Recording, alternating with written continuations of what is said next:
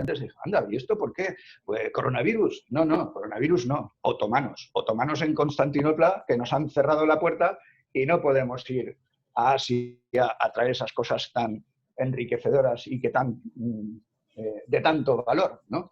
Entonces, pues, bueno, ¿y qué hacemos? Pues mucha gente se quedó, pues no podemos ir, pues no vamos, ¿no? Sin embargo, otros dijeron, hombre, vamos a ver, no se puede ir por aquí, pero a lo mejor por allá, hombre, no, por allá no han caído nadie, por allá hay krakens, hay monstruos, se acaba la tierra. Bueno, vamos a ver si se puede. Y ahí surgió Navegantes con Coraje, que es lo que había que tener para poder llevar a cabo estas misiones, que dijeron, bueno, pues con toda la prudencia del mundo, buscaron sus alianzas, pues Cristóbal Colón y los hermanos Pinzones, Magallanes, Carlos I, en fin, buscaron sus alianzas y fueron con la sondaleza en la mano, con mucho cuidadito, testeando el fondo y bueno, y fueron. Pues eso es lo que ha hecho la UEN y ha hecho todos los miembros de la UEN y la Federación Española, la Federación de Vela de la Comunidad Valenciana. Ha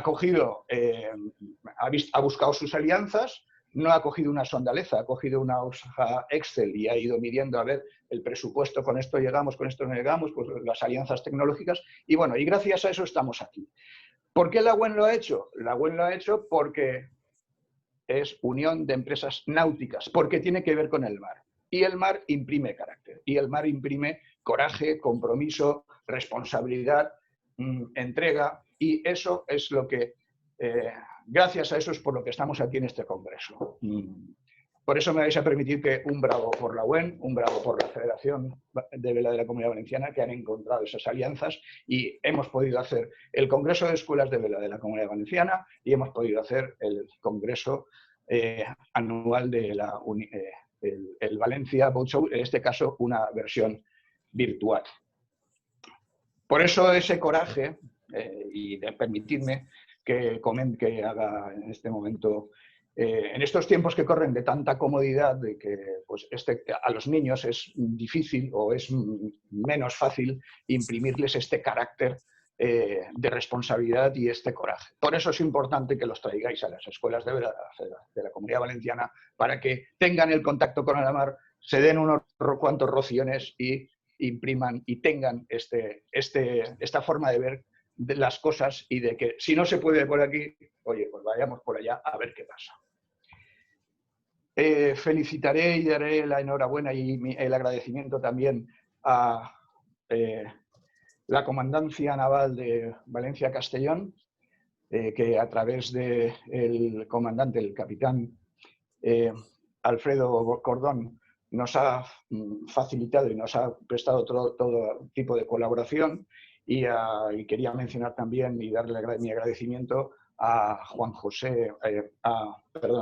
a Juan Carlos Espinosa, el coronel del Ejército, que también nos ha proporcionado acceso a información que ha sido muy útil para este proyecto. Luego Juanjo nos dará más detalles de esta colaboración. Bueno, pues todo esto surge de ese interés y ese espíritu que decía que tiene la Federación de Vela de la Comunidad Valenciana de ver la vela como una cosa holística. No lo limitamos solamente a la competición, aquellos que ven los barcos de vela como aparatos que sirven para que unas personas pudientes puedan hacer sus carreritas en el mar. Esta es una visión que es ponerse una venda en los ojos, porque la vela es muchísimo más amplio que todo eso, muchísimo más amplio. Hace unos años, cuando la Federación de Vela tuvo la oportunidad y la responsabilidad de llevar la gestión del barco escuela de la Comunidad Valenciana, la goleta Tirant I, ya diseñó unas escolas, unas aulas de mar, donde se ponía en valor todo eso que transmite la vela. Sobre todo es empezando por el conocimiento, ¿no? Las palancas, las poleas, los polipastos, la física que hay allí, el Venturi, el Bernoulli, todo lo que se necesita para navegar. El campo magnético de la Tierra es lo que mueve el compás y con el que nos orientamos y podemos marcar un rumbo, etc. Todo esa convivencia a bordo que hace que yo sea capaz de navegar con alguien que vota distinto que yo, que es de otro equipo de fútbol, que no coincide conmigo, que es de otra cuna, y sin embargo somos uña y carne a bordo de un barco y tiramos de la driza todos para arriba o recogemos la vela cuando tenemos que plegarla todos juntos. Esta visión tiene también una componente que también poníamos en valor en esos cursos que dábamos a bordo de la goleta Tirán, y es pues, bueno, pues observar qué pasaba en la Comunidad Valenciana, qué hay en el litoral, qué hay en la costa. Cuando navegábamos por el Cabo de San Antonio, pues hablábamos de la goleta Nuestra Señora de Guadalupe, botada en La Habana con base militar en Palamós, que gracias a ella hubo un acaecimiento histórico, un episodio naval que provocó más años más tarde que el primer barco de salvamento marítimo que hubo en Denia se llamaba La Martina, en honor a Andrés Martín, que era un prisionero que estaba a bordo de ese barco. En fin, anécdotas muy ricas de cosas que han sucedido en aguas de la Comunidad Valenciana. Y eso nos hizo pensar en la Federación de Vela, oye, ¿por qué no ponemos en valor todo esto que ha sucedido? Que, al fin y al cabo, esto nos ha modelado como somos. Esto ha hecho que las ciudades que hay en las ciudades no estén en la costa, sino que estén un poquito más retiradas del mar, porque aquí había ataques de piratas berberiscos, por tanto había que alejarse un poco de la costa, que era un sitio peligroso, o que permaneciesen en la costa solamente aquellas ciudades que estaban fortificadas, el castillo de Santa Bárbara en Alicante o Peñíscola, etc. En fin, que eso nos ha hecho y ha dibujado el mapa, el de España, el de Francia, todos los mapas se han dibujado gracias a esos episodios, y esos episodios han sucedido siempre a bordo de barcos de vela. ¿Por qué de barcos de vela? Pues porque transportar las cosas con carretas era lento y los trenes todavía no se habían inventado. Así que tropas y mercancías iban por el mundo de un lado a otro en barcos de vela. Por tanto, todos los países que lo entendieron invirtieron mucho conocimiento, muchos recursos a desarrollar esos navíos, y gracias a esos desarrollos pues se pudo descubrir América, darle la vuelta al mundo en la primera circunnavegación que en estos años estamos celebrando el 5º centenario, etcétera, etcétera. Y si eso tiene tanto valor, ¿por qué no lo conocemos más? Oye, pues vamos a darlo a conocer. ¿Por qué no vamos a estudiar qué pasó en la Comunidad Valenciana que tuvo relevancia a bordo de estos barcos de vela? Fue ahí cuando dijimos, bueno, primero habrá que documentarse. Vamos a pedirle ayuda a la Comandancia Naval de Valencia-Castellón. Teníamos relación con el capitán de navío, gracias, don Alfredo Cordón, y bueno, pues le pedimos simplemente, oye, ¿nos echas una mano con esto?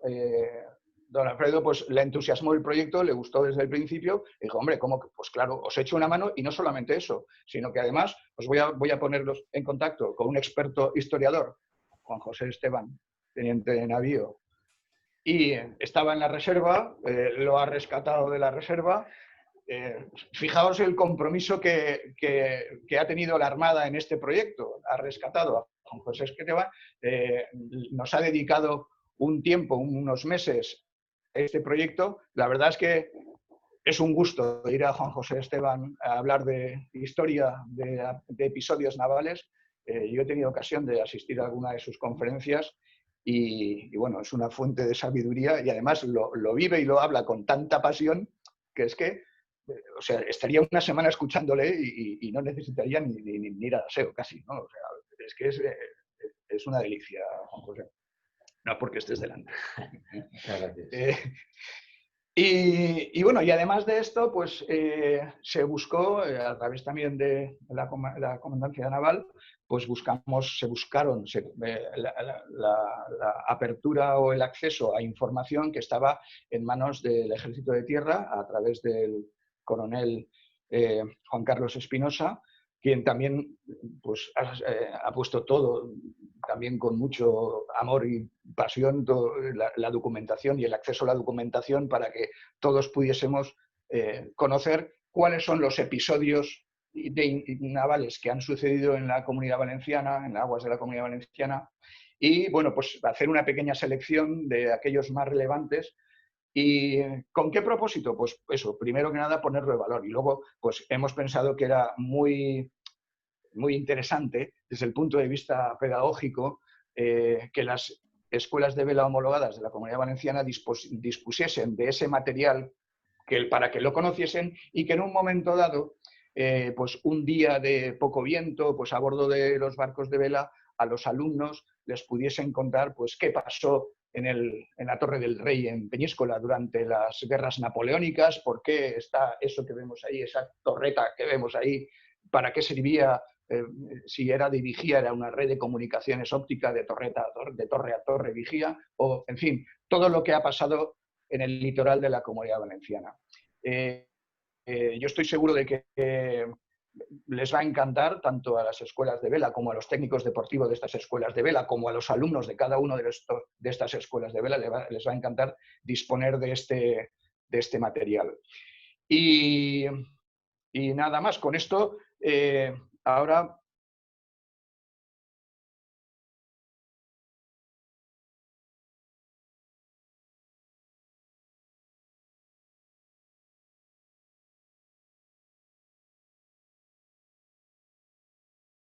a Juanjo y nos contará más detalles por qué ha seleccionado los episodios que ha seleccionado, nos contará algún detalle de ellos. Y una cosa muy interesante que él ha considerado, ha tenido a bien hacer, y es en cada uno de esos momentos históricos que el rango el abanico de años que ha elegido es, pues la cosa empezó ya con los romanos. Los romanos quedaron ahí con los cartagineses en el Grau Vell de Sagunto pues, para hacer un congreso, lo llamaron Segundas Guerras Púnicas, ¿no? Y ahí discutieron un poco, sitiaron Sagunto y ahí empezó la cosa. Pero quiero decir que son cosas, las Segundas Guerras Púnicas sucedieron ahí, al lado nuestro, y no lo conocemos mucho. En el fondeadero del Grau Vell. Podemos ir allí en 20 minutos en coche, ¿no? Bueno, pues entonces nos contará un poco cómo la selección, de por qué se han elegido estos y eso, la tecnología que en cada año y en cada momento histórico esos barcos, por qué navegaban con velas cuadras o por qué tenían el diseño naval desde el punto de vista de ingeniería naval que tenían en ese momento. Pues sin más, Juanjo, cuando quieras, el teléfono que tenemos delante es todo tuyo. Muy bien. Muchas gracias por la introducción y que me has puesto muy bien, ¿eh? Muy bien. Pues nada, pues yo voy a empezar, voy a compartir pantalla para que salga. A ver. Ahí estamos.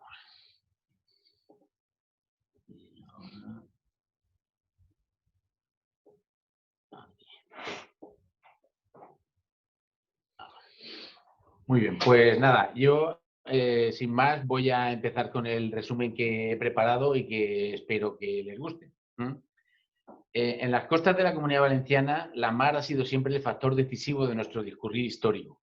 A instancias de la Federación de Vela de la Comunidad Valenciana, que fue de quien partió la idea original, una idea magnífica y maravillosa, y con el respaldo en Valencia de la Comandancia Naval y del Instituto de Historia y Cultura Militar, he tenido el privilegio de poner negro sobre blanco una iniciativa que pretende poner en valor episodios navales acontecidos en nuestro litoral en el amplio discurrir de espacios y tiempos que abarcan desde el mundo de Roma hasta la Guerra de la Independencia, pasando por el apasionante periodo que conduce a la unión de todas las Españas medievales, que dará lugar a su vez al mayor imperio marítimo conocido, unido y vertebrado única y exclusivamente por la mar. Un mundo en el que la frase de Pompeyo, navigar in necesse es vivere non necesse, vivir no es necesario, pero navegar sí, cobraba todo su sentido. El comercio y la movilidad a gran escala han discurrido siempre por el mar, el medio más rápido y económico, para cargamentos de un volumen importante. Y ese tráfico mercantil ha llevado siempre anexa una red compleja de conectividades y solidaridades coyunturales en los ámbitos financieros, navales y humanos que han tejido lazos muy sólidos entre las riberas del Mediterráneo y más allá, haciendo de sus ciudades ribereñas entornos cosmopolitas y abiertos a los 4 puntos cardinales, como este Valencia Boat Show pone claramente de manifiesto. ¿Y qué pretenden las páginas de los 20 episodios navales que constituyen el trabajo? Ni más ni menos que mediante unas someras pinceladas históricas dar una idea de nuestra impresionante realidad marítima en el correr de los siglos y proporcionar a la Federación de Vela de la Comunidad Valenciana un material pedagógico que ayude tanto a suscitar interés por esa realidad marítima e histórica presentada de forma amena y rigurosa, asequible a todo el mundo, salvando la brecha profunda entre el lenguaje casi esotérico del erudito y el del profano, como a concienciar de la importancia capital de la mar y de sus repercusiones en nuestro desarrollo a lo largo de los siglos.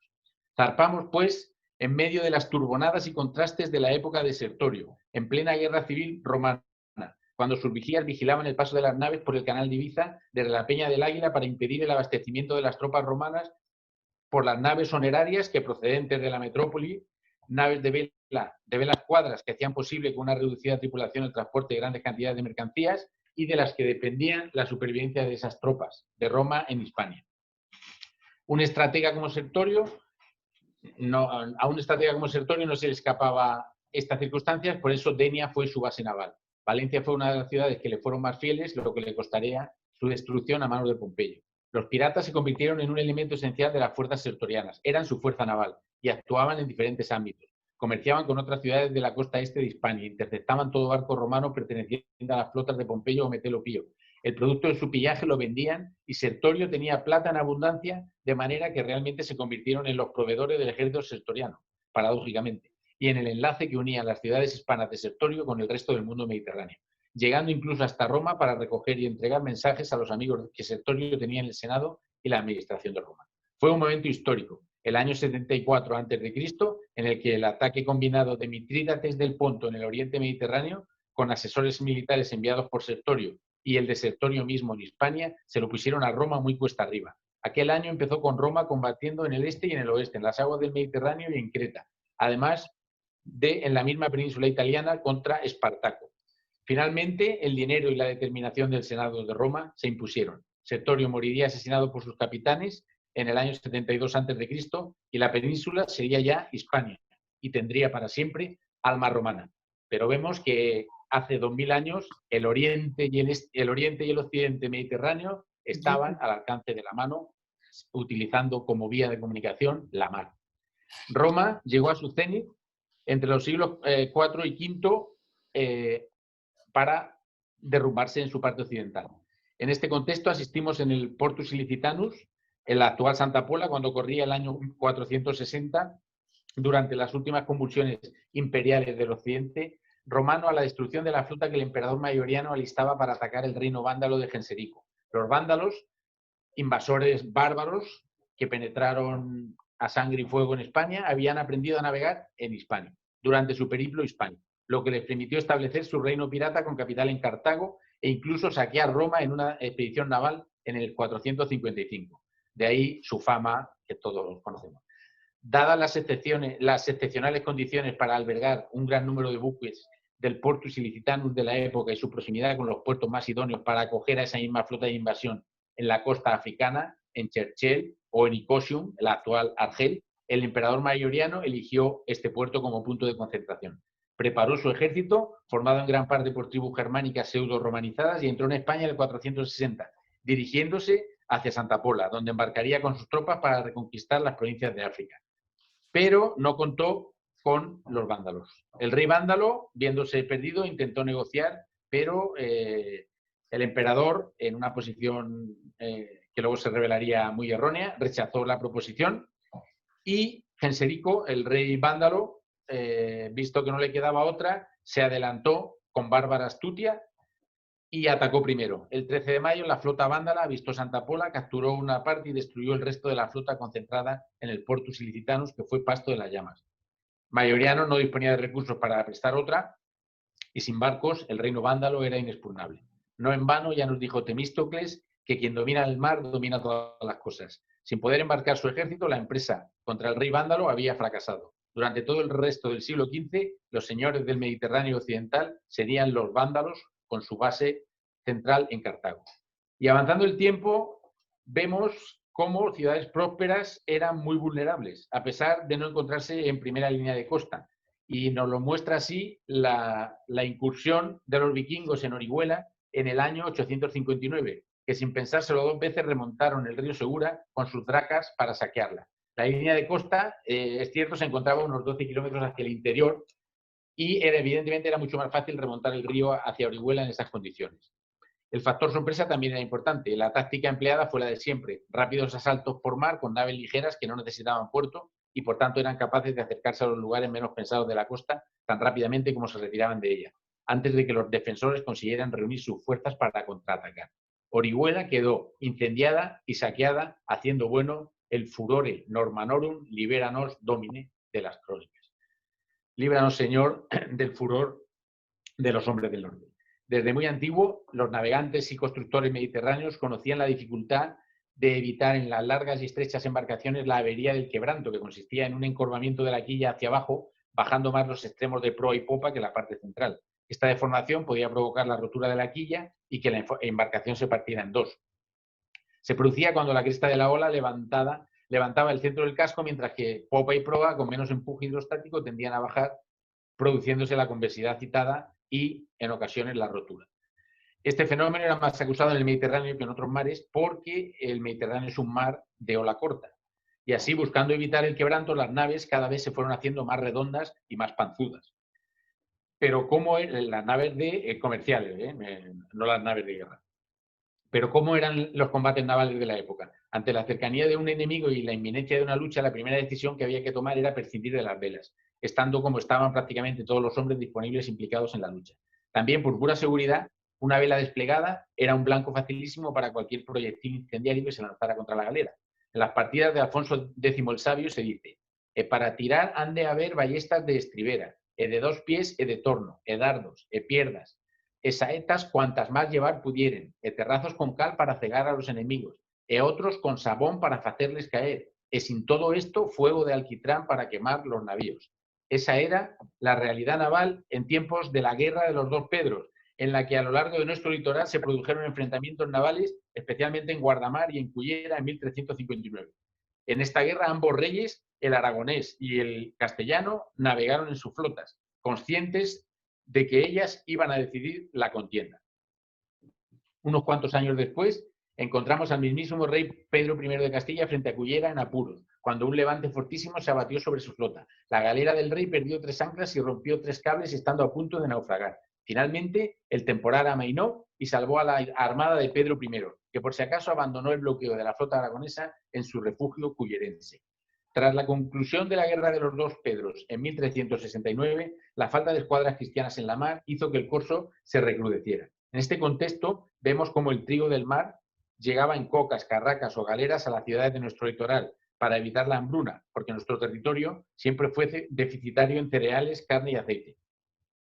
Déficits que tienen mucho que ver con ese lanzarse a la mar consustancial con la naturaleza valenciana y que explican los afanes de la ciudad de Valencia por disponer de una escuadra naval que garantizase su abastecimiento de trigo, porque otras ciudades del litoral, a lo largo del siglo XIV, en especial Barcelona y Génova, en tiempos de carestía, se apoderaban sin más de los buques que lo transportaban a Valencia, porque Valencia era el mercado mejor situado, equidistante de las zonas trigueras del norte de África, de Sicilia o de la Provenza. En última instancia, cuando no nos quedaba otra, la ciudad, Valencia, aparejaba galeras, galeotas y naos para interceptar y pagar con la misma moneda.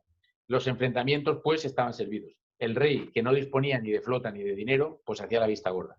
Casi siempre en Valencia no nos ha quedado otro remedio que ceñir los vientos de la historia largo tiempo, sin amilanarse ante los escollos de la adversidad y con mucho tiempo. Y así se hizo para que Valencia tuviera trigo.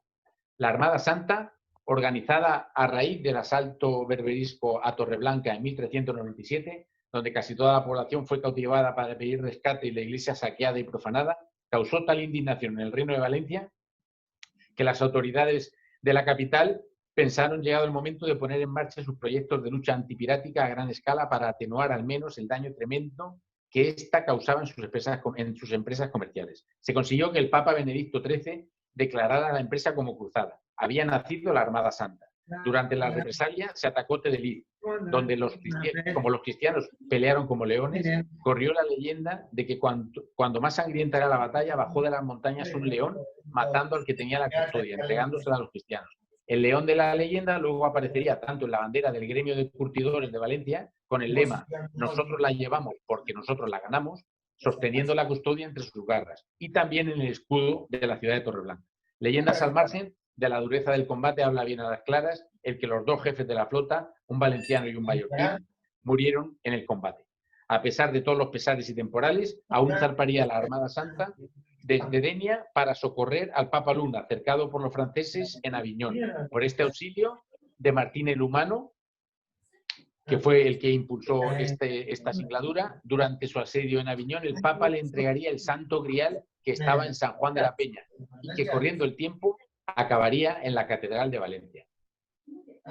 Entramos, pues, en el siglo XV y encontramos en 1411 la figura deslumbrante del Papa Luna, el fascinante personaje que Blasco Ibáñez llamó por algo el Papa del Mar, casi flotando en el mar Mediterráneo, en una peñíscola que era, además de corte papal, la base desde la que él pensaba reconquistar Roma. Tener noticia de su escuadra de galeras tripuladas por caballeros de la Orden de Montesa, tener noticia de su inigualable biblioteca y de su escuela de navegación no dejará a nadie indiferente. Con una inteligencia fuera de lo común, utiliza su posición para crear una potencia imbatible en toda Europa al contribuir a unificar los reinos de Castilla y Aragón. Trabajó para que la dinastía Trastámara unificara España, como así sucedió, quizás pensando que al deberle la corona defendería su papado hasta el final. En eso se equivocó. Coetáneo de Benedicto, encontraremos a otra figura soberbia de nuestra historia naval, Alfonso V, el rey que quiso a Valencia como corte, capital financiera y núcleo de su poder naval. El monarca que impulsó la construcción de embarcaciones a gran escala en las atarazanas de Valencia, de las que salieron gran parte de las galeras, incluso la Real, que formarían la escuadra de la primera expedición del rey a Nápoles. Marsella prueba su vocación naval. Fue atacada y saqueada por la flota aragonesa, encabezada por marinos valencianos en 1423. Las cadenas que protegían el acceso a su puerto se encuentran en la Catedral de Valencia. Alfonso V compartió también con su coetáneo el Papa Luna la pasión por los libros, hasta el punto de que un libro abierto fue su divisa. La divisa del rey es un libro abierto para demostrar que a él le corresponden el saber y el conocimiento de las buenas artes y la ciencia, lo cual no se puede alcanzar sin leer, estudiar y amar los libros. En el fragor de las batallas, entre banderas y gallardetes, sobresalía su insignia, que traía por divisa un libro abierto con la inscripción Vis sapiens dominabitur astris, es decir, el hombre sabio es capaz de decidir su propio destino. Un destino como sociedad que se decidía entonces y se decidirá siempre en la mar. En 1538, ante Villajoyosa, aparecieron 34 embarcaciones turcas al mando de Salar Reis. Según cuenta la tradición, Santa Marta desencadenó una gran tempestad que desbarató la flota corsaria y provocó la crecida del río Amadorio. Sus aguas quitaron la vida a muchos asaltantes y dieron la victoria a los cristianos. Todo ello sucedió un 29 de julio, día de Santa Marta, que desde entonces es patrona de Villajoyosa. Famoso es también el ataque berberisco a Cullera, de 1503, en tiempos de Fernando el Católico. El 25 de mayo, 17 naves corsarias fondean al alba junto al río y desembarcan 500 soldados. Los habitantes de la villa duermen y los vigilantes no tocan arrebato. El ejército entra en las casas, arrasa la ciudad y captura más de un centenar de cautivos. Los que se salvan se refugian en la iglesia, pero la mayoría fueron apresados. Además, en 1550 sucede el famosísimo ataque de Dragut. En la noche del 24 de mayo, la escuadra se oculta tras el Cabo Blanco, punto hoy marcado por el faro, y así los cristianos no la descubren. Al despuntar el día, los tunecinos mueven su barco y desembarcan a orillas del río. Un jurado y su criado que salían de la ciudad descubren a los corsarios. A partir de aquí parece que el tiempo se repite y los hechos son una fotocopia de 1503. Muchos ciudadanos caen cautivos en la primera embestida y otros consiguen refugiarse en la iglesia y el castillo. Se saquea la ciudad, llegan refuerzos y finalmente la operación Relámpago es un éxito y Dragut se apodera de un botín enorme en bienes y rehenes. Y así, en este escenario de costas españolas asoladas por la piratería berberisca, resulta sumamente ilustrativo conocer que los franceses no tenían inconveniente en aliarse con los mismísimos turcos en contra de España, hasta el punto de que la flota turca, al mando de Barbarroja, invernará en la Costa Azul en 1543. Tras el desastre de Hierba en 1560, cundió el pánico en las costas españolas. Se hablaba de una invasión turca coordinada por los moriscos valencianos y se proyectó la fortificación de la costa del Reino de Valencia, que esta vez sí que fue tomada en serio por la monarquía. En aquel tiempo, Felipe II, que envió a sus mejores ingenieros, primero Antonelli y después Vespasiano Gonzaga. La edificación de la fortaleza baluartada de Bernia fue fruto de ese impulso. Un castillo formidable, formado por una muralla exterior con forma estrellada de 4 puntas, además del castillo propiamente dicho. Además, un ancho foso, planta cuadrada, en fin, un trazado espectacular. Y los hombres de Bernia eran muy resolutivos y pusieron de manifiesto su eficacia, fruto de su preparación militar. A todo esto, ¿cómo eran las galeras, el buque de combate por excelencia en el Mediterráneo? Pues las galeras requerían un mantenimiento muy intenso y constante o su vida útil disminuía drásticamente. Normalmente era necesario reponerlas cada 5 o 10 años. La galera tiene sus mayores ventajas en la velocidad, su independencia del tiempo y su escaso calado que le permite navegar por aguas someras, idóneas para las operaciones anfibias. El crecimiento en tamaño de las galeras estuvo directamente relacionado con la progresiva adopción de buques de alto bordo y aparejos redondo por parte de los corsarios berberiscos, instruidos por renegados procedentes de las naciones del norte de Europa. Este crecimiento implicó un aumento de costes que suponía escuadras más reducidas y de menos unidades. Eso sí, las nuevas galeras eran mucho más estables y alcanzaban velocidades de hasta 8 nudos, superior a la normal de un galeón. Y como vemos que se va haciendo muy caro el disponer de armadas, pues nosotros en este reino pues no pudimos disponer de una. Y hubo que fiarlo todo a la defensa estática en tierra. A pesar de todo, hubo varios intentos. A finales del 16, en tiempo del Felipe II, se planteó la posibilidad de dotar de armar una escuadra, pero el rey murió y finalmente no pudo ser. Su sucesor lo intentó también en 1640 y tampoco se pudo materializar. Hasta que en 1615 el duque de Lerma, que alcanzó el máximo poder en la corte de Felipe III, se ofreció a armar una escuadra de 4 galeras con base en Denia, su localidad natal y cabeza de su marquesado. Lerma era marqués de Denia. Lo hizo siguiendo el ejemplo de uno de los mejores marinos de la España de la época, que fue el duque de Osuna.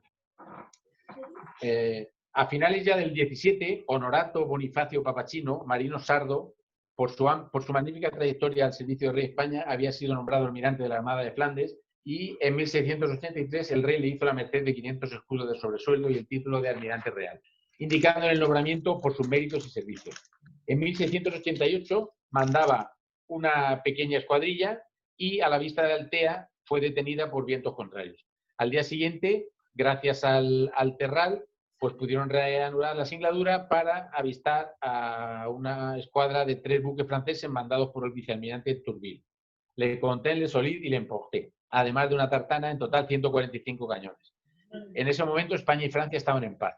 Tourville envió a la tartana para decirle a Papachino que tenía que saludar con las salvas correspondientes a la escuadra francesa como señal de reconocimiento de la importancia de Francia, y encima en aguas españolas, o sea, la negativa estaba cantada y Papachino pues le dio por respuesta un no. Tourville, que muy arteramente se había situado a Barlovento y había tocado zafarrancho de combate teniendo lista para hacer fuego la artillería de sus buques, sin dar tiempo a nada, pues descerrajó una andanada brutal y arribó con violencia sobre el Carlos II, que era el buque de Papachino, barriendo sus cubiertas con fuego de fusilería y granadas desde los altos. Al parecer, cualquier cosa valía si era en perjuicio y daño de España. Poco después de la felonía de Tourville, el 22 de julio de 1691, los franceses se arrojaron sobre Alicante un sinfín de proyectiles y bombas incendiarias, causando estragos horribles en gran parte de las casas que se extendían desde la puerta de Elche a la puerta de Ferris. Algunas de estas viviendas fueron presadas a las llamas, mientras que otras cedían y se hundían estrepitosamente.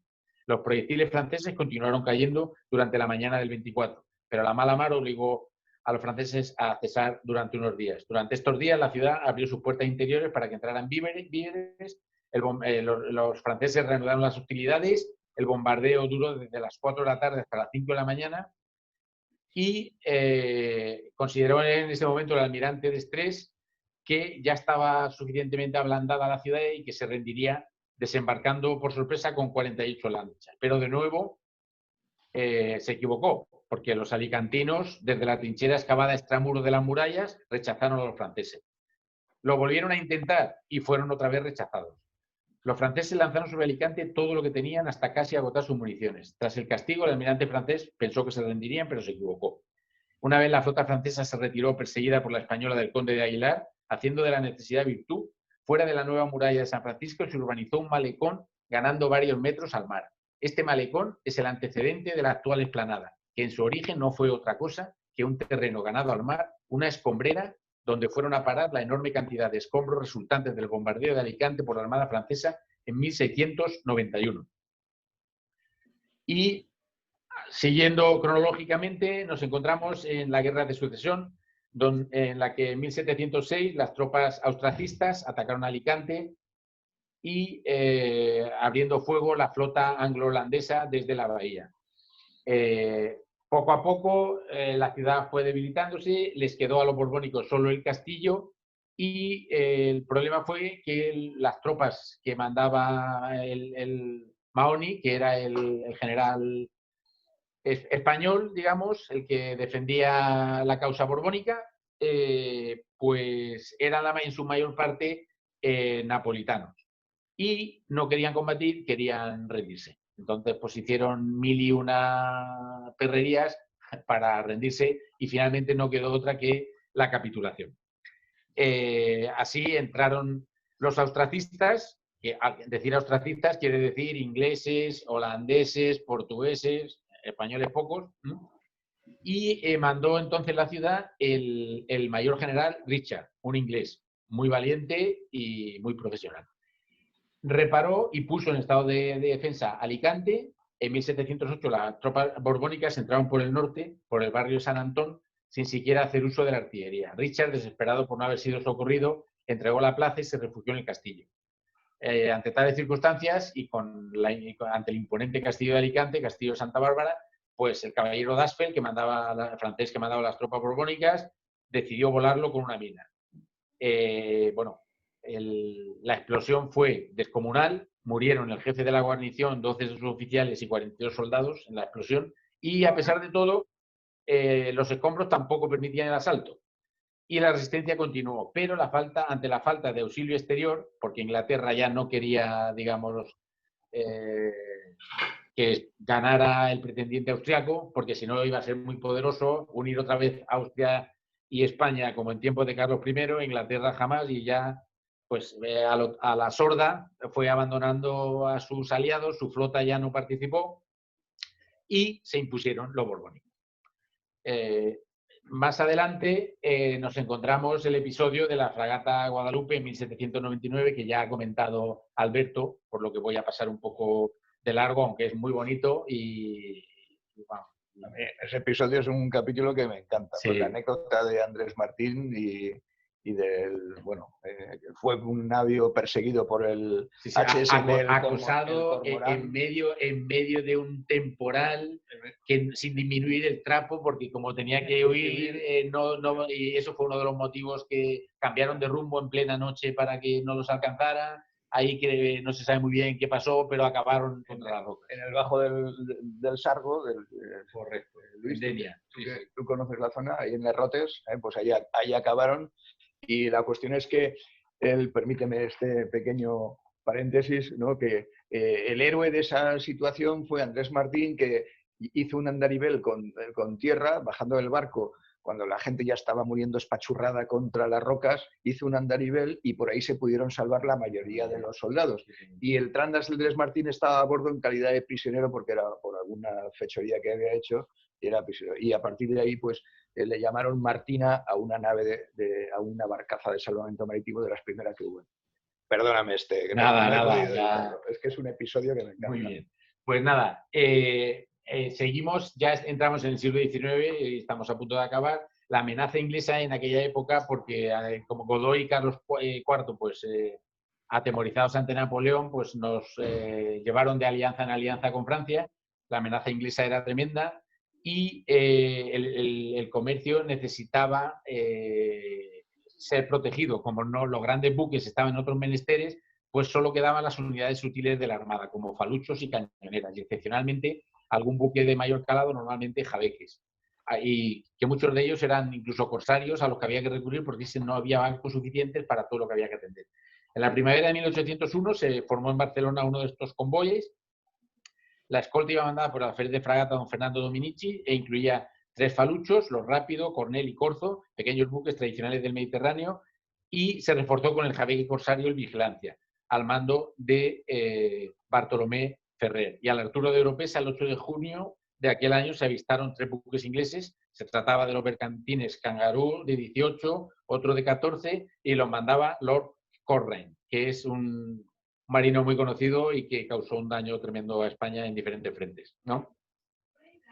Los calibres de las piezas inglesas eran muy superiores, de 24 libras, mientras que los nuestros pues, eran mucho menores.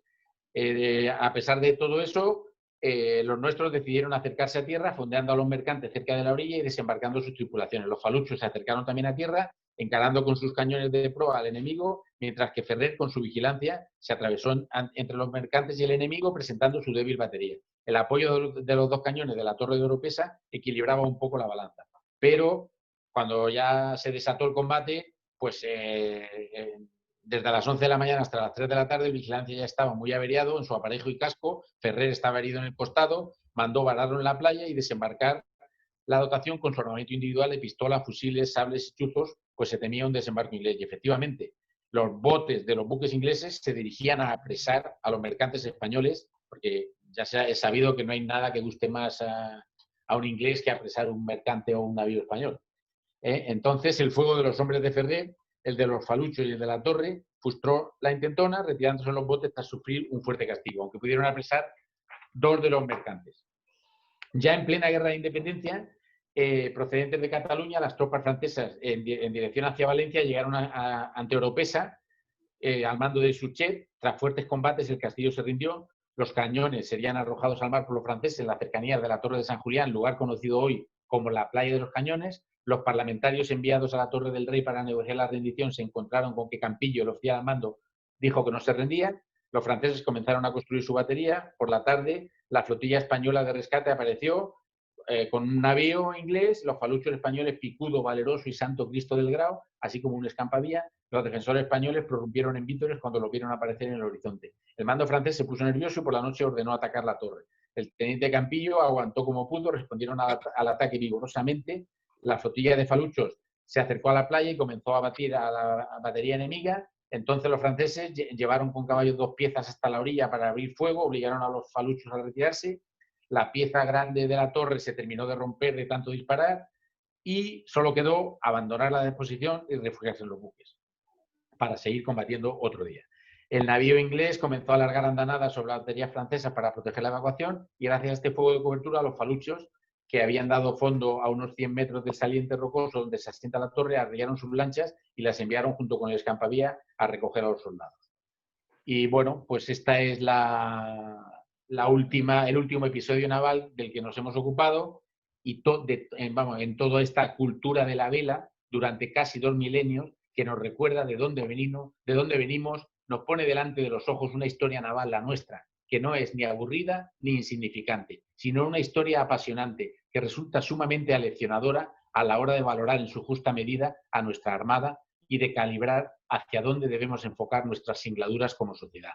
Todos estos episodios navales nos muestran que hubo siempre en la Comunidad Valenciana, en el correr de los siglos, hombres dispuestos a batirse en defensa del más valioso de nuestros tesoros, que no es otro que nuestra soberanía, la soberanía española, máxima garantía de nuestra libertad como pueblo. Esperemos sinceramente que la divulgación de la historia naval de España en general y en particular de la historia naval de una Comunidad Valenciana que no es posible concebir sin la contribución de esa mar que le da vida, una historia que respira mar, porque se ha hecho en la mar, contribuyan a acercar a nuestros conciudadanos al Mediterráneo y les animen a recobrar esos lazos ancestrales con la mar, viviendo en primera persona ese hechizo de saliente, viento y agua que ha sido siempre navegar a vela en la mar, en el mare nostrum, en nuestra mar.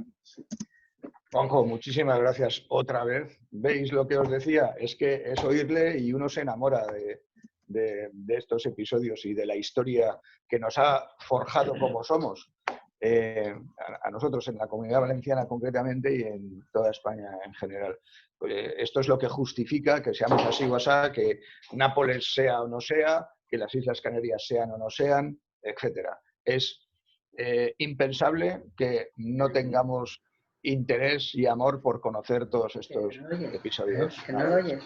Sí, a ver. Yo creo que ahora por lo que procede es abrir un debate. No sé, Luis, si Sí, ahora es hacer, si tenemos tenemos unos 30 participantes conectados ahora mismo, pues, bueno, Alberto, lo que sí que podías comentar a los directores que están conectados es, después de esta magistral lección de Juanjo, esto, ¿en qué formato lo van a tener las escuelas?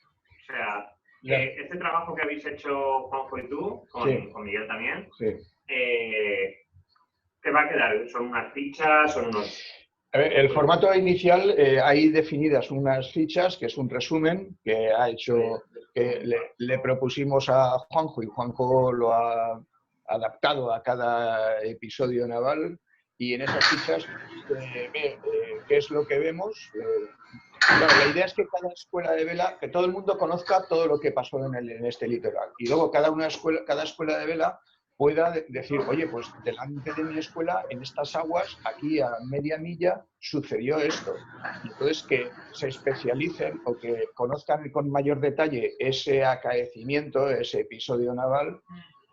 Tienen una ficha que resumen esto, en la que consta qué pasó allí, si lo que pasó allí se refleja en la Torre del Rey, por ejemplo, o en algo. Pues poder observarlo desde el mar sería súper bonito. ¿Qué pasó allí? ¿Por qué está esto aquí delante de nosotros? ¿Por qué en ese momento nos pegábamos contra los turcos o contra los piratas o contra los ingleses o contra los franceses, ¿no? En cada momento histórico? Y disponer de ese pequeño resumen, o conocer en mayor profundidad en ese pequeño resumen, ¿no? Yo creo que lo bonito es eso, que cada técnico deportiva conozca las que tiene más cerca, porque siempre hay dos o tres. Fijaos todo lo que ha sucedido. O sea, es imposible que delante de una playa no haya pasado nada. O sea, decía, ¿cómo era? Que cada playa de la Comunidad Valenciana rezuma historia, ¿no? O la Comunidad Valenciana rezuma historia por cada playa. Y no conocerlo es que es un pecado. Además, es tan interesante y tan apasionante que es inconcebible no tener ganas de saber todo esto, ¿no? No sé si te he contestado o me he liado más. Perfectísimamente. Y una pregunta así de curiosidad mía personal, Juanjo, ¿está documentado ya no a nivel histórico, sino a nivel de todo este tipo de embarcaciones?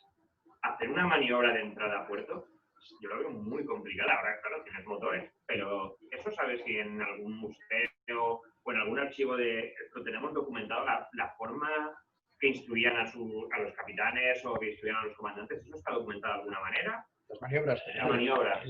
Bueno, hombre, a partir de los siglos, o sea, del siglo XV, siglo XVI, o sea, no es casualidad que España descubriera América, no es casualidad que nosotros fuésemos los que protagonizásemos la primera circunnavegación del mundo, y no es casualidad que durante 3 siglos España pudiera mantener un imperio unido única y exclusivamente por la mar.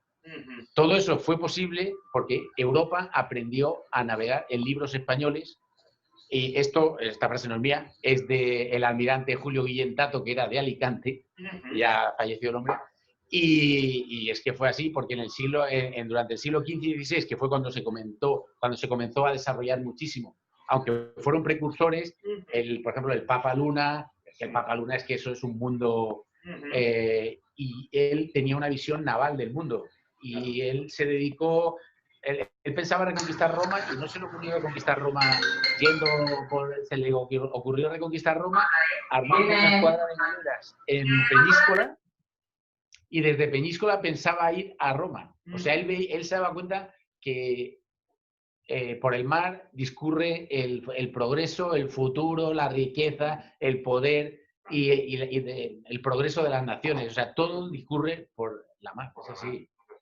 Y entonces, en la época muy antigua, o sea, a partir del siglo XV y XVI sí que está todo, hay muchísimas publicaciones, muchísimas de ellas españolas, hemos sido precursores, hemos sido innovadores, hemos sido punta de lanza de la navegación, le pese a quien pese y le duela a quien le duela. Hay mucha leyenda negra por ahí. Y eso es lo que esto está muy documentado y muy tal.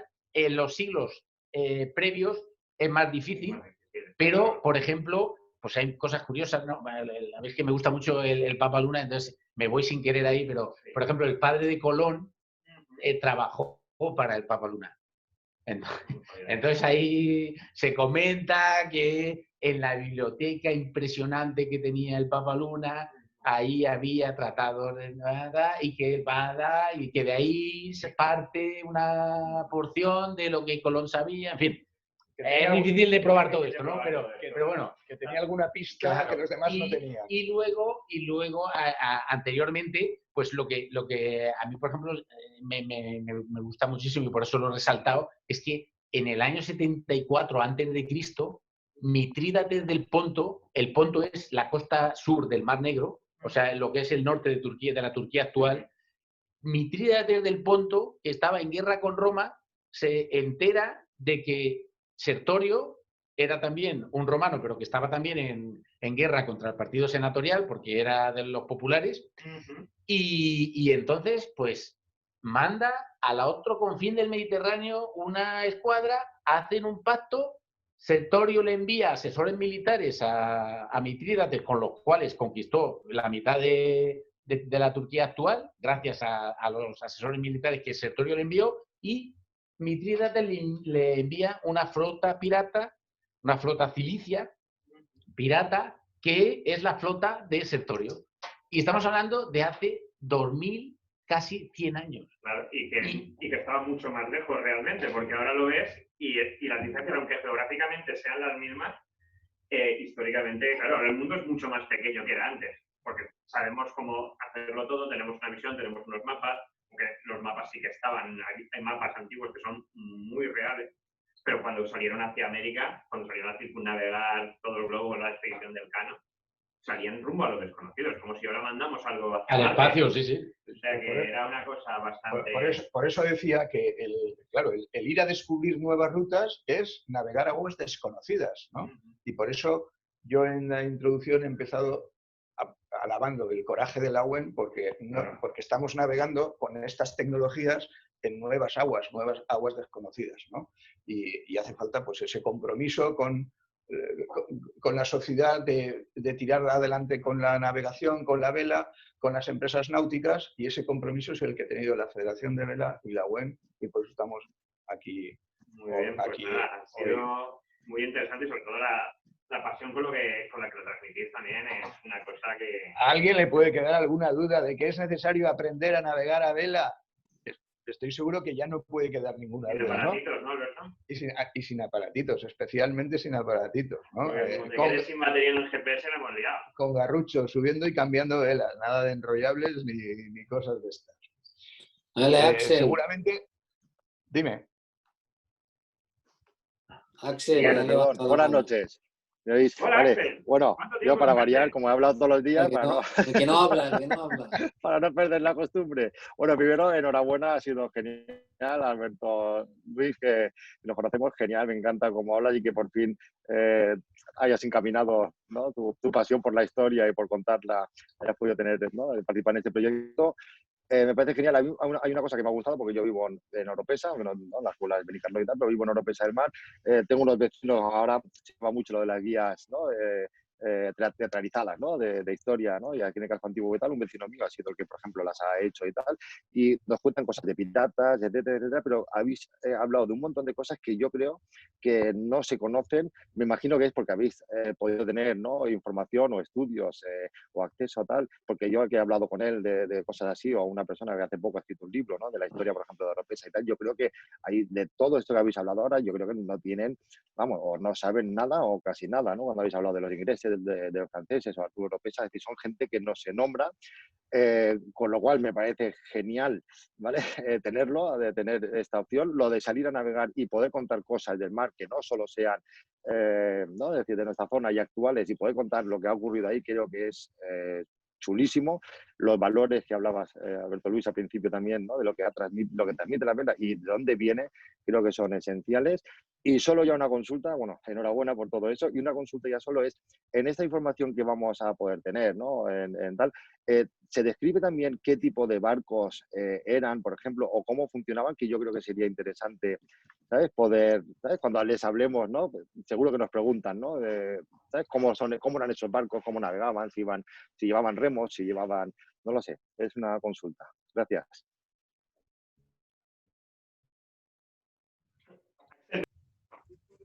Justo en lo más interesante de tu pregunta, y no sabemos qué es lo que has preguntado. Vale, perdona. Vale, preguntaba si ¿no? Es decir, en la documentación que vamos a tener, en escuelas o fichas o lo que sea, si también no solo se habla, digamos, de combates, por ejemplo, o de quién vino y tal, sino si también se habla de los navíos, de qué tipo de navío era, ¿sabes? Es decir, vale, eso que creo que también es interesante para explicarles a ellos, para explicarles el que no tenían, o cómo llegaban, por ejemplo, al castillo de Papaluna, ¿sabes? Yo qué sé, ¿sabes? Una cosa así. ¿Contestas tú? Como quieras. En cada ficha hemos tratado, siguiendo las directrices de Miguel y de Alberto, pues reflejar muchísimas cosas, entre ellas lo que apunta. Se menciona siempre, por ejemplo, aquí, pues se hace mención a los faluchos, se hace mención a los jabeques, se colocan ilustraciones que cuesta sangre, sudor y lágrimas poder encontrar ilustraciones de la época de estas cosas y en este caso concreto de Oropesa la he encontrado, encontré la del jabeque de Ferrer, que se atravesó allí delante de todos y está dibujado como en un dibujito y tal. Y bueno, se menciona también en el texto por la diferencia, por ejemplo, entre un falucho, entre una lancha cañonera, entre un escampavía, o sea, todo eso, vamos, somos marinos y nos gusta. Entonces, hemos intentado también que figure. Vale, Axel, pues genial. Muchas gracias, tienes, genial. Axel, tienes ahí una joyita, ¿eh? La Torre Qué del Rey, guay. saliendo de la bocana del puerto de Oropesa, la tienes a rumbo 45 a 1,7 millas. Puedes hacer una excursión preciosa saliendo con los barcos que tengas, acercarte allí y contarle a los alumnos que allí quedaron 172 soldados españoles sitiados en la Torre del Rey, separados del castillo de Oropesa, que como bien ha dicho Juanjo, se rindieron antes, que no se podían rescatar más que por mar, que 8 lanchas cañoneras españolas se acercaron allí, que pudieron acercarse gracias al fuego sobre las baterías francesas del HSM Magnificent, el barco de Su Majestad el Magnificent. ¿Se está viendo esto ahora mismo en la pantalla de la Torre del Rey? La Torre del Rey, sí, que está en esa esquinita, efectivamente. El Magnificent, y que, bueno, una de las lanchas fue alcanzada y al final zozobró y naufragó ahí en la hoya de Benicassim, que posteriormente dio pie a el pecio que hoy llamamos el pecio silvino, disculpadme que ahora mismo tengo esa duda. Pecio silvino. O sea, tienes una historia ahí en esa Torre del Rey, una historia preciosa para compartir con tus alumnos. Esa es, ahí tienes la ruta. Pues genial, vale, muchas gracias. Este es un modelo de ficha, como está de cada uno de los modelos que han expuesto Juanjo y Alberto, que tenéis a vuestra disposición, que os haremos llegar, ¿vale? Dejo de compartir la pantalla y así volvéis a ver a Juanjo y Alberto, que es lo importante. O sea, cada episodio tiene 12 fichas y entonces, pues en esas 12 fichas hemos intentado meter el máximo de información con el objetivo siempre de que sea útil. Ya ahí nos irán diciendo si hemos aceptado o no. La intención es esa. Muy bien. ¿Quién tiene alguna duda, curiosidad, inquietud? A ver, chicos, como Venga, estáis animado. preguntando, perdonad, estáis preguntando por las fichas. No preocuparos, es un material que está a disposición de todas las escuelas de vela homologadas. Tendremos una reunión más profunda de estas que han salido de este congreso, que serán virtuales, como no podría ser de otra forma, y os haremos llegar a través de la plataforma Office que todos compartimos esas fichas, ¿vale? O sea que no preocuparos. Esas fichas están redactadas por Juanjo, que ha hecho un buen trabajo. Aprovecho desde aquí para agradecerle ese gran trabajo que ha hecho. Y están con una redacción que a mi gusto pues, es muy de adulto, y entonces nuestro trabajo está en hacer unas fichas, hacerlas un poquito más infantiles en el futuro, con la ayuda de él también, por supuesto, y evidentemente yo creo que esta relación no se debería de cortar, y seguramente habrá mucho más que contar de la historia de la Comunidad Valenciana y sobre todo de la historia naval, que es lo que a nosotros nos gusta y nos ilusiona. No se agota, en los 20 episodios no agotamos la historia naval de la Comunidad Valenciana, hay muchísimo más. Todo esto no lo he comentado, pero todo este proyecto nació tomó forma en el Congreso de Escuelas de Vela del año pasado, donde una de las mesas que se propuso fue la de hacer este proyecto de cultura de la vela. O sea que veis que los congresos de escuela de vela, que en los que estamos ahora, pues tienen todos, siempre salen cosas muy interesantes en estos congresos y la importancia de estar adheridos y todos unidos colaborando con estos congresos. También no lo he mencionado, pero gracias también a Sergio Frasquet, que también ha participado en esta mesa del Náutico de Gandía. Un saludo y un abrazo para Sergio. ¿Quién más se anima a hacer una pregunta? ¿A quién leo aquí? Vicente Meseguer, que te veo por aquí. O Rafa Chiribella. Rafa tendrá que entrar en un momento que tendrá que además concluir el Congreso de Escuelas de Vela como vicepresidente de la Federación de Vela de la Comunitat Valenciana. Y me imagino que se podrá conectar en un momento. Vicente ha activado el micrófono, entonces me imagino que nos querrá decir alguna cosa también. Hola, ¿cómo estáis todos? ¿Cómo me alegro de Hola, ver? Vicente. Estamos aquí confinados sin poder salir de Madrid. ¡Qué putada! Ahí tengo el barco abandonadísimo. Pero bueno, no, me ha gustado mucho todo lo que he asistido y de verdad que sois geniales. Vicente, maestro, un gran abrazo desde aquí. A todos. Muy bien. Muchas gracias, Vicente. Gracias, Vicente. Un abrazo. Un abrazo. Y cuídate, no salgas, quédate en casa. Quédate en casa. Y a tu barco lo he visto yo esta mañana, está perfecto, no te preocupes. El formidable Balandra. ¿Cristian? Sí, buenos días a todos. ¿Me podéis oír? Sí. Sí, oímos. Bien, me gustaría hacer una pregunta al señor Juanjo. Me interesa mucho la historia. Mi pregunta es eso. ¿Habría realmente una relación entre el mapa del almirante turco Piri Reis y el descubrimiento de América por Cristóbal Colón? Es que hay muchísimas versiones, teorías. Está esta del Papa Luna, está esta del almirante turco, está la de que Colón estuvo casado en las Azores y el padre de su mujer también era un gran navegante y también le podía haber dado. Entonces, claro, teorías hay. ¿Cuál es la buena? Pues solo sabemos que fue y encontró América. Ahora, todavía no se ha encontrado ningún, documento que aplicando un método analítico, científico, histórico, podamos decir que a raíz de eso Colón descubrió América. Nos movemos ahí en un escenario muy resbaladizo. De hipótesis, Sí. todas ellas posibles, pero ninguna de ellas por confirmar. Cristian, un abrazo fuerte. Gracias por la respuesta.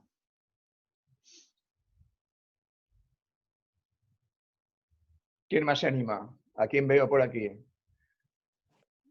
Chelo. Sergio, ¿estás ahí?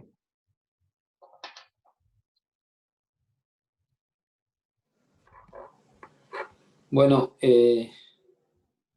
tenemos al vicepresidente primero, Rafael Chiribella, que ahora cuando terminemos y ya no hay más preguntas, dará clausura al Congreso.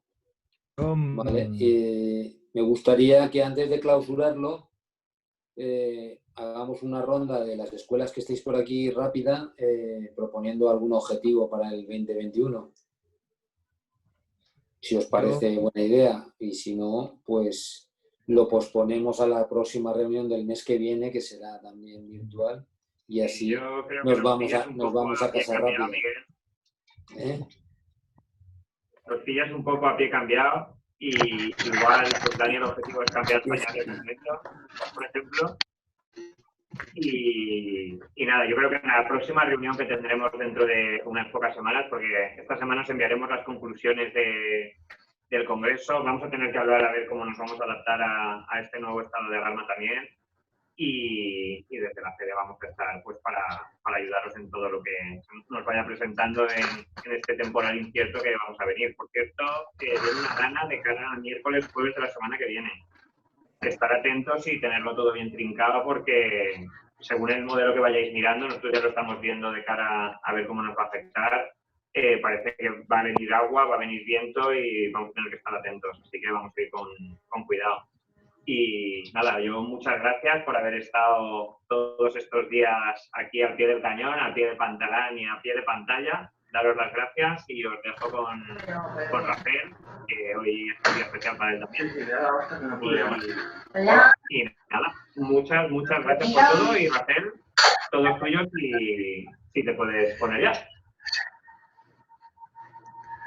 Bueno, bien, buenas tardes a todos. Yo espero, como decía